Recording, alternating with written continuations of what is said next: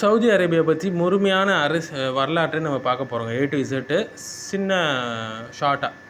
பண்டைய காலத்தில் அரேபிய தீபகற்பம் ஒரே அரசால் ஆளப்பட்ட நாடாக இருந்தது இல்லை. பல சிறிய பழங்குடிகள் மற்றும் வணிக குழுக்கள் வந்து அந்தந்த பகுதியில் நிரம்பியிருந்தாங்க.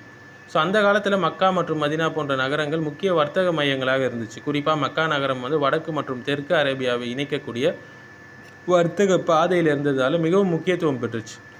அந்த நகரத்தில் உள்ள காபா பல அரபு பழங்குடிகளால் புனித இடமாக பார்க்கப்பட்டுச்சு. ஆனால் இந்த காலத்தில் அரேபியர்கள் பெரும்பாலும் பல தெய்வங்களை வணங்கும் ஒரு பேகனிசமில் இருந்தாங்க. இந்த சூழலில் 570ஆம் ஆண்டு தான் முகமது நபி வந்து மக்காவில் பிறக்கிறார். அவர் 40 வயதில் அவருக்கு வந்து இறை செய்தி வருது கடவுளிடமிருந்து. அதன் பிறகு நமக்கு இந்த வரலாறு எல்லாமே தெரியும்.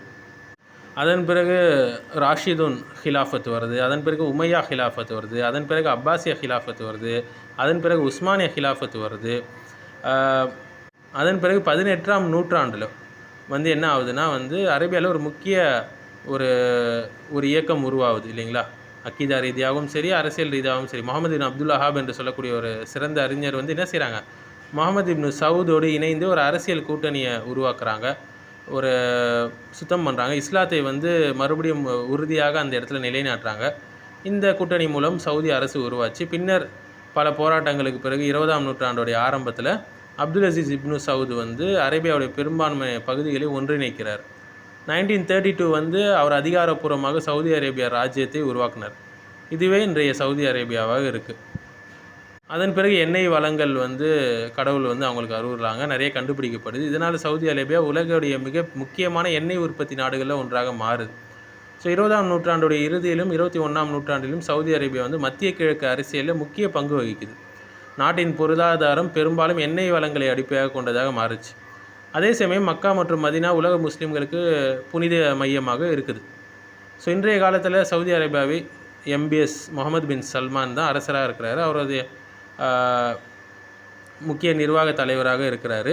அவர் நாட்டுடைய பொருளாதாரத்தை வந்து எண்ணெய் சார்பிலிருந்து மாற்ற முயற்சி செய்து பல புதிய வளர்ச்சி திட்டங்களை அறிமுகப்படுத்துகிறார். இந்த வரலாறு நவீன காலம் வரை நமக்கு தெரியும் இல்லைங்களா, சுருக்கமாக சொல்லணும்னா. ஆனால் நம்ம இப்போ பார்க்க போகிறது என்னென்னா வந்து ஆரம்பகால வரலாறு பார்க்க போகிறோம். இஸ்லாம் தோன்றுவதற்கு முன் அந்த பகுதியில் இருந்த சமூக மத அரசியல் சூழலெல்லாம் பார்க்க போகிறோம். மிக பழமையான காலங்களில் அரேபிய தீபகற்பம் வெறும் பாலைவனமாக தான் இருந்துச்சு. ஆயிரக்கணக்கான ஆண்டுகளுக்கு முன்பு அந்த பகுதியில் பல குடியேற்றங்கள் நடந்துச்சு. தொல்பொருள் ஆய்வுகள் என்ன சொல்லுதுன்னா, அரேபிய தீபகற்பத்தில் கிமு ஆயிரக்கணக்கான ஆண்டுகளுக்காக மனிதர்கள் வாழ்ந்துருக்கிறாங்க.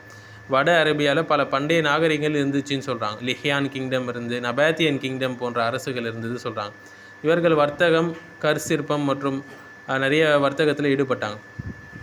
குறிப்பாக அரேபிய தீபகற்பத்துடைய தெற்கு பகுதியில், குறிப்பாக இன்றைய ஏமன் பகுதியில் மிகவும் செழித்த நாகரிகங்கள் இருந்ததாக சொல்கிறாங்க. அவற்றில் ரொம்ப புகழ்பெற்றது சேபியன் கிங்டம் சொல்லுவாங்க.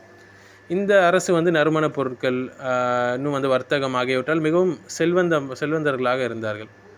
பண்டைய உலகில் அரேபிய தீபகற்பம் வந்து இன்சென்ஸ் ரூட் எனப்படக்கூடிய வர்த்தக பாதையுடைய முக்கிய மையமாக இருந்துச்சு.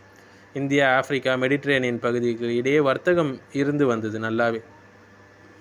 ஆனால் அரேபிய தீபகற்பத்தில் ஒரே மத்திய அரசு என்பது கிடையாதுங்க. பல சிறிய பழங்குடிகள், ட்ரைப்ஸ் சொல்லுவாங்கள்ல, அந்த பகுதியை வந்து நிர்வகித்தாங்க. ஒவ்வொரு பழங்குடிக்கும் தனி தலைவர் இருப்பார். சமூக வாழ்க்கை வந்து பெரும்பாலும் பழங்குடி அடிப்படையில் அமைந்திருந்தது. வீரத்தையும் விருந்தோம்பலையும் கவிதையையும் ரொம்பவே மதித்தாங்க அவங்க. அரபு கவிதை வந்து அந்த காலத்தில் மிக உயர்ந்த கலாச்சார வெளிப்பாடாக இருந்தது. ஆல்ரெடி நம்ம பார்த்தோம் இல்லைங்களா, கிமு 1000 அந்த காலத்தில் சேபியன் கிங்டம் இருந்ததுன்னு சொல்லி பார்த்தோம். அதன் பிறகு அதே காலகட்டத்தில் வட அரேபியாவில் நபாத்தியன் கிங்டம் இருந்ததுன்னு சொல்லி பார்த்தோம். இந்த அரசுடைய முக்கிய நகரம் பேட்ரா என்று சொல்லுவாங்க. இந்த நகரம் பாறைகளால் செதுக்கப்பட்ட கட்டடங்களால் புகழ்பெற்றது. பிறகு கிமு சுமார் 2000 காலத்தில் வந்து முக்கியமான சில விஷயங்கள் நம்ம பார்க்கலாம். இப்ராஹிம், இஸ்மாயில் நபிமார்கள்லாம் வராங்க. மக்கா முக்கிய பகுதியாக மாறுது. காபா கட்டிடம் அவங்க நிறுவனாங்க.